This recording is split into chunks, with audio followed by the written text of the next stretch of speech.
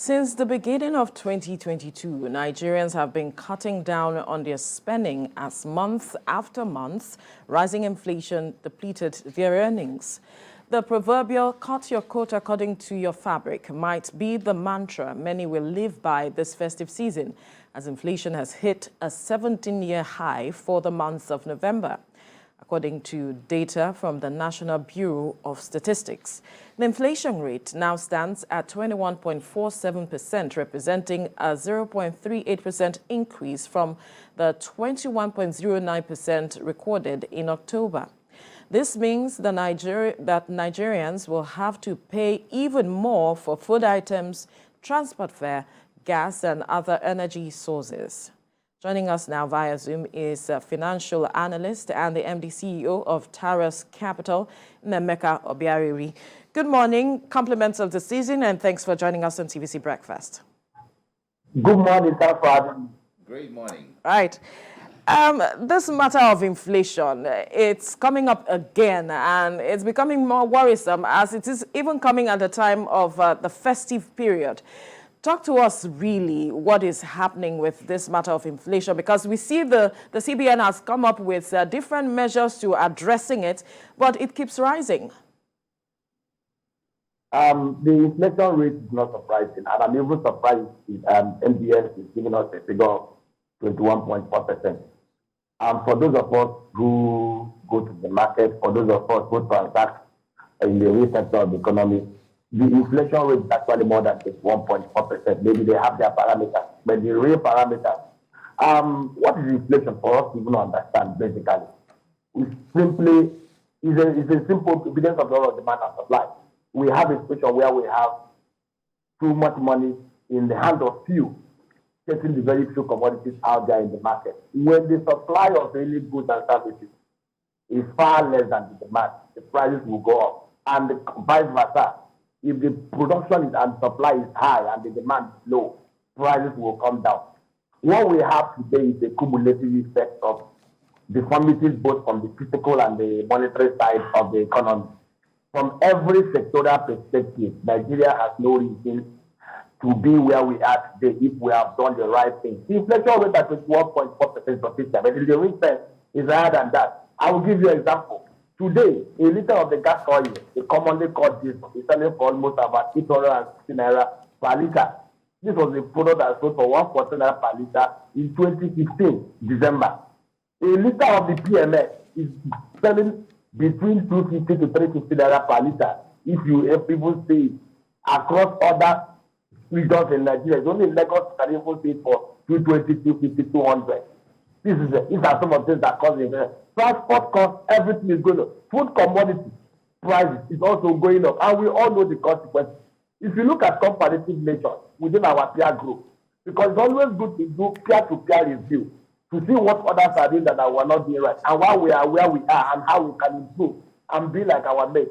From Singapore to Indonesia to Malaysia to Brazil, peer nations that we are nowhere near us between 1966. Inflation rate is below 8% across board. Even at that rate, they are all screaming and marching in the street. And this is it.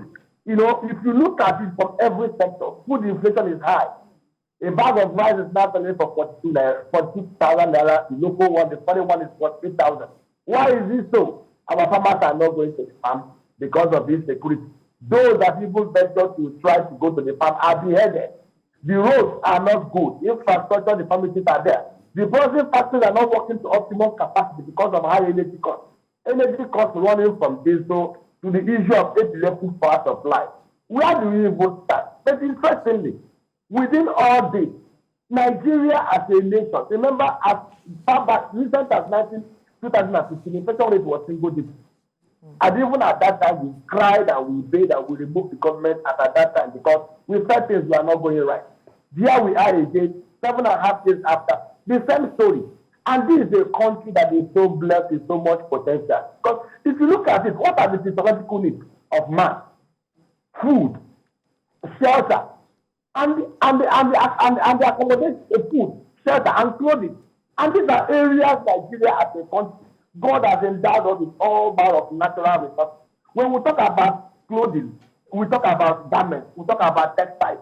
Remember, there was a time in this country, 1966, when we were very huge producers of cotton. In the north, we are producing cotton. We had several textile companies operating from Kakuri to different places in Kano and Kaduna. We had textile belt that was built by the then regional government of Ahmadu Bello. We had them doing so well in Aba and in Onitsha. Today, we don't have any cotton field. Those eras are gone. When we talk about food, a time was in this country when we are feeding ourselves and exporting. In 1964-65, we had 45% control of the global food palm oil market. That is today valued at over $402 billion. Market around the globe, 214 kilometers industrial corridor. Go to a palm settlement. It was a settlement that had over 10,000 people living in it. School, hospital, built then by the government of the day. We had the granite pyramid of the north. We had the cocoa of the west. Everything was looking so kumbaya there, and we lost it. And it's not all about this fair idea. We can fix this country.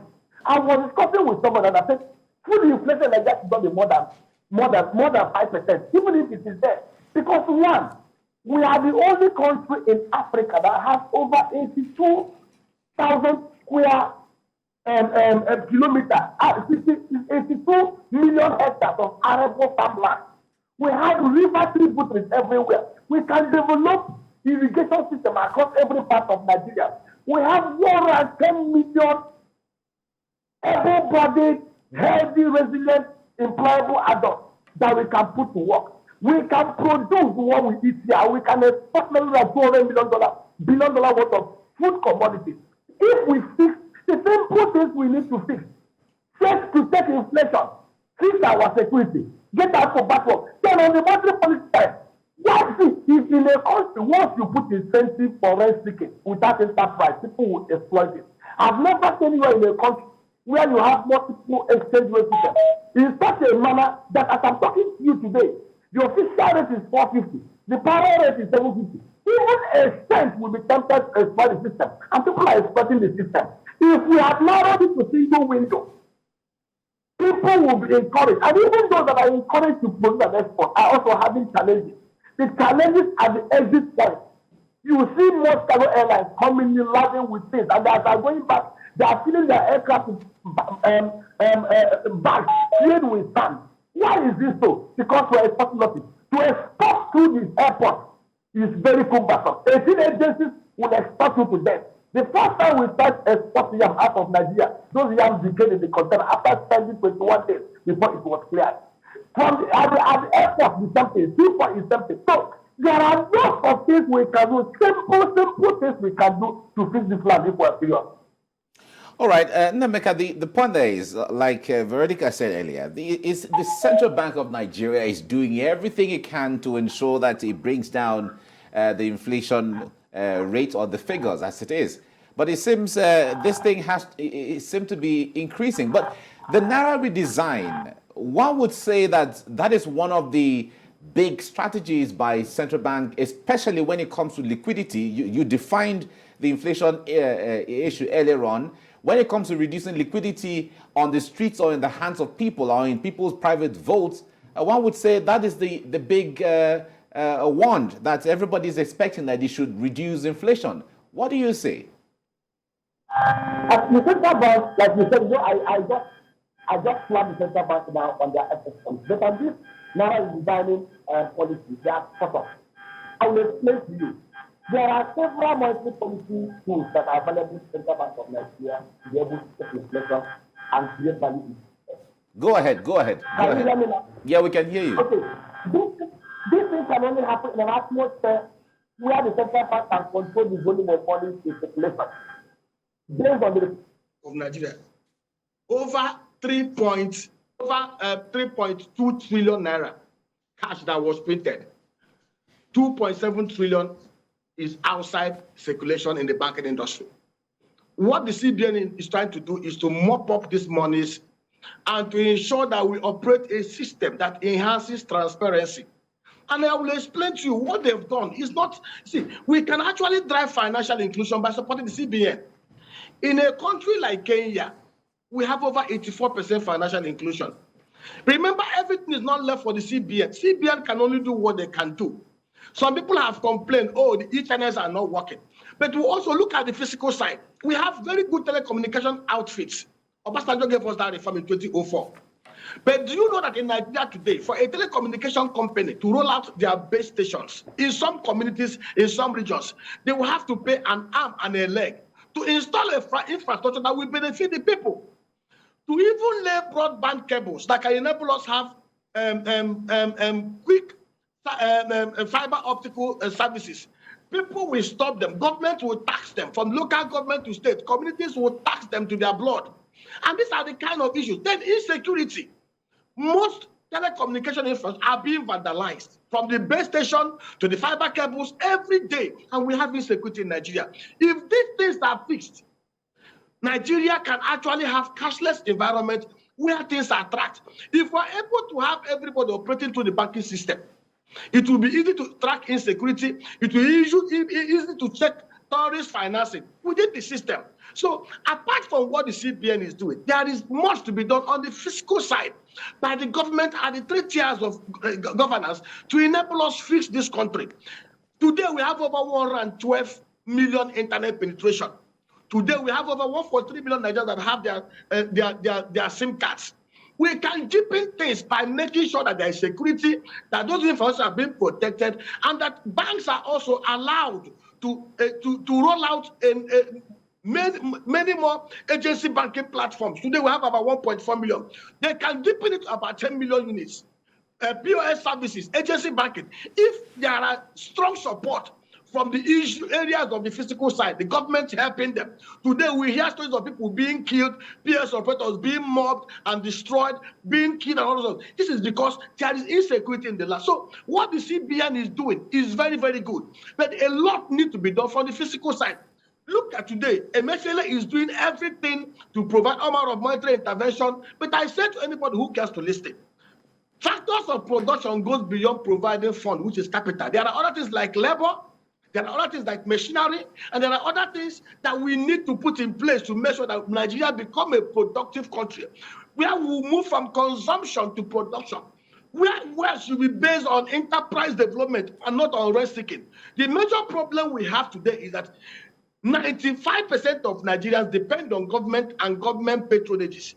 Therefore, the incentive for hard work, the incentive for creativity, the incentive to follow merit and excellence is lost to many. And that is what we need to look back again. Run back the years. Look at what we had when we had our golden era, 1960 to 1966. When things were based on merit, what was the constitutional and fiscal arrangement then? We had resource control. The regions controlled 50% of their resources, sent 30% to the center and 20% for the federal government. The regions were very powerful, lean center and very powerful regions.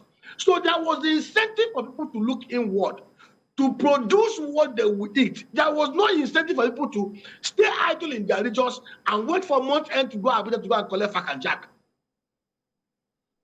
Right.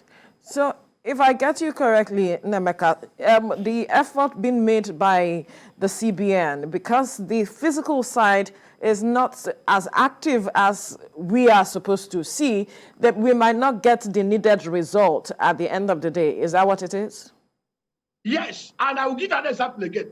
In 2017, the federal government of Nigeria, April 2017 to be precise, launched a very ambitious economic recovery growth plan.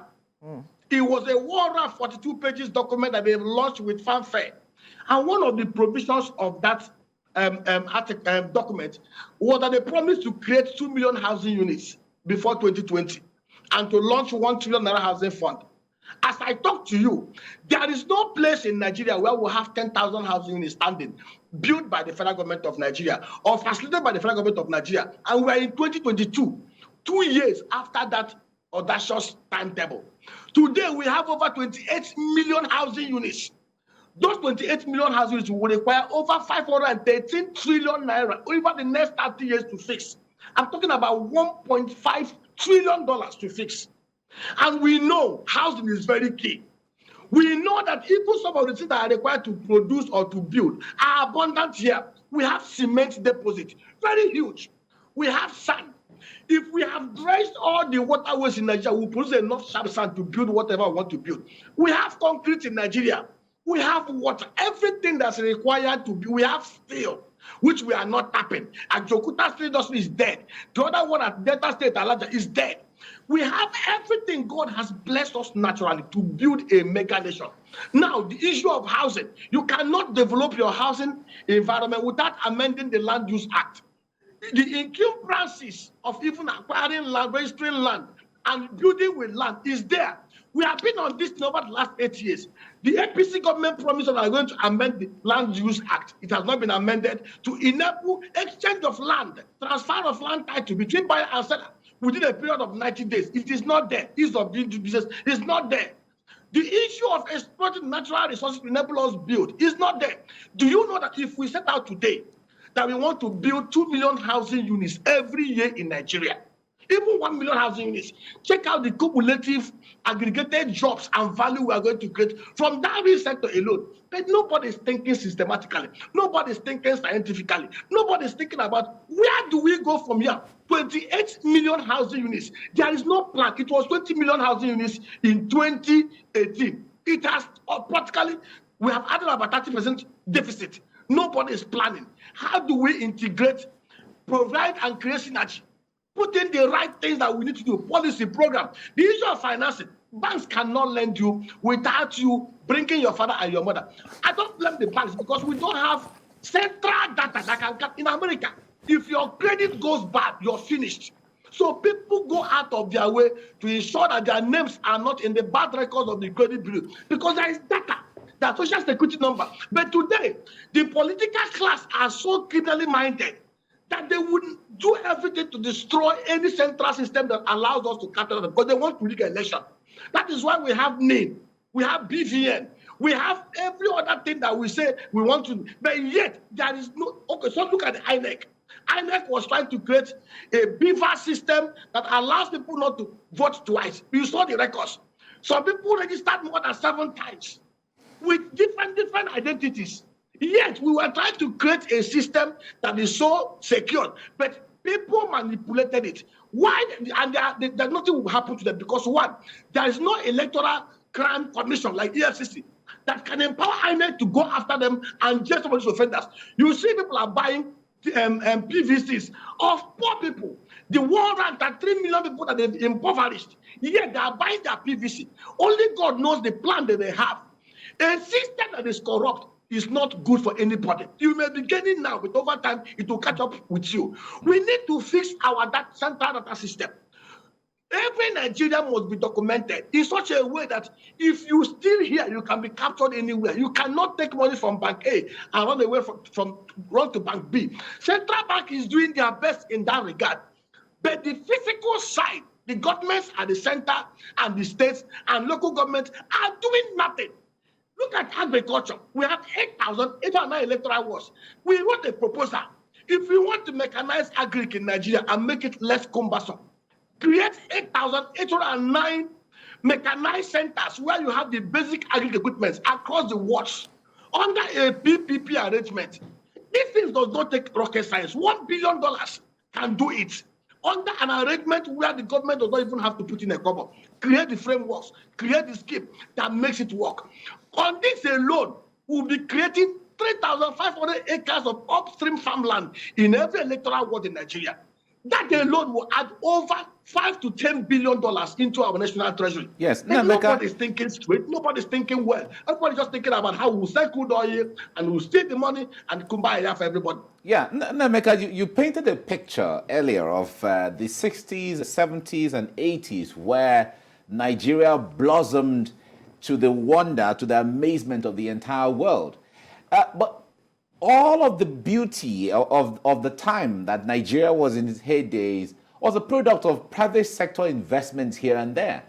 So we still have the Nigeria with all of the natural resources, with all of the people, in fact, better off now than that time because of better access and other facilities here and there.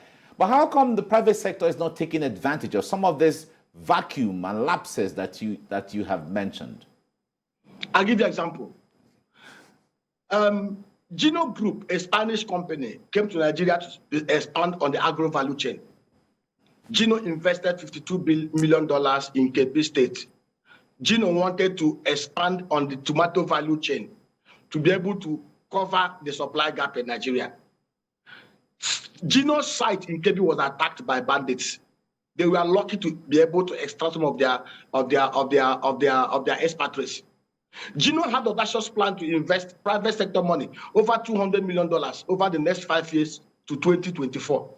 How do you expect Gino to go to Kebbi State and expand them more when the lives of their properties and the lives of their expatriates and their properties are not secured by those who purport to be in government?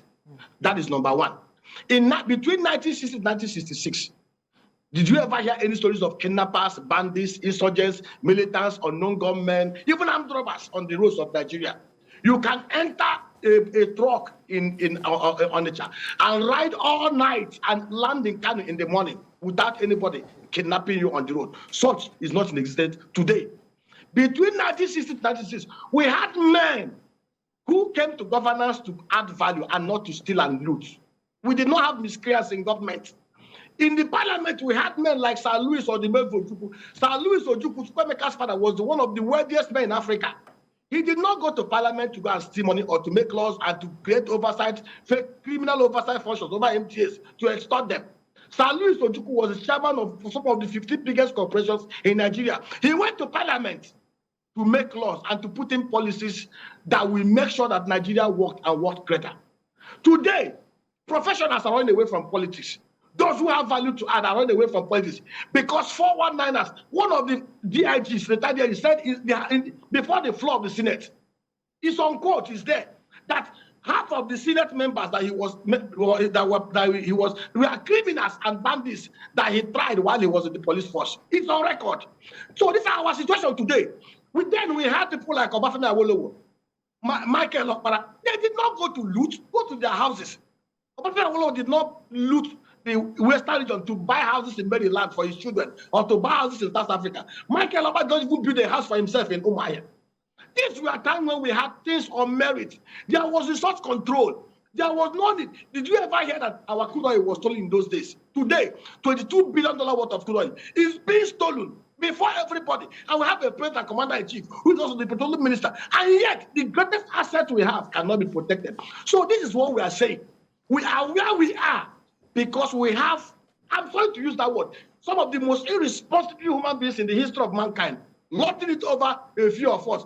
And the very few elites who are knowledgeable and who should be at the forefront of following and doing the right thing are all scrambling to be part of the political gravity train to enable them to loot. So today, there is no incentive for enterprise growth or work with enterprise. And it's so painful that this country is so blessed. See, we can fix Nigeria. But for us to fix this nation, we must fix leadership, not just at the presidency. We must fix leadership in the state house, government houses. We must fix leadership in the assemblies, both at national and state. If we leave politics and leadership to people who are not selfless, who are not altruistic, who are not creatively passionate, and who do not think legacy by their pocket, there's no way we can make progress. I am wondering where this leaves the 133 million Nigerians who have found themselves in the state of multi-dimensional poverty as it stands. Are we heading for a crisis? What is it for them? You are even talking about the 133 million that is multi-dimensionally poor. 176 million Nigerians earn less than 60,000 naira a month. In Nigeria today, 60,000 naira cannot even sustain a single person in a month based on the cost of living. In Nigeria, based on the record of NDIC, 99.4% of Nigerians that hold accounts in banks do not have up to 500,000 naira deposit in their accounts. That is how bad things are. Only about 800,000 Nigerians can boast of such amount of money. It's tragic. This was a country as recent as 2005, 2006, when Obasanjo was in charge, that had over 4 million upper middle class people. Remember that between 2003 to 2007, Nigerians in diaspora, even people in Washington, we are coming back in droves because Obasanjo created the right environment, built up an economy that was going at an average of 6.5% before this went south. And I can tell you this, Nigerians are resilient. Nigerians are hardworking. Nigerians are enterprising. Look at what the likes of Davido and Burna Boy and those in entertainment are doing. Some of these guys are not even playing in Nigeria again. You go to America, that's where they've relocated base. Because of the kind of environment we created here, this is a country that should not be talking anything less than about $2 trillion GDP. If we are very, very serious, and we can redeem this land, people said to fix Nigeria will require 20 years. It's not true. With the right leadership in place, if we start fixing Nigeria from February 25th and March 11, 2023, putting the right people in the right places, and make the right laws, put in place the right legal and constitutional provisions to support it, I tell you, in the next 10 years, Nigeria will rank among the top 10 biggest economies in the whole world. We have everything going for us. Naturally endowed beyond words. Some of the most resilient people, hardworking people. Why do you think Nigerians, when they leave the shores of this nation, they do well? I have a classmate of mine that managed to make third class while we were in the university. She left here and went to Harvard and to MIT and left with a distinction. The environment at home. Why did she make third class? And why are things so difficult for people here in Nigeria? The professor wants to extort you. The professor wants to sleep with you before he passes you. The professors are the ones that will help to rig elections. Everything here is built on corruption. And most of us enjoy this corrupt system. We give an example. If we checkmate corruption in Nigeria, and how do you checkmate corruption? What is difficult about amending the laws in Nigeria to make it compulsory for every public asset office holder to declare their assets publicly? What are they hiding? Why must it be private?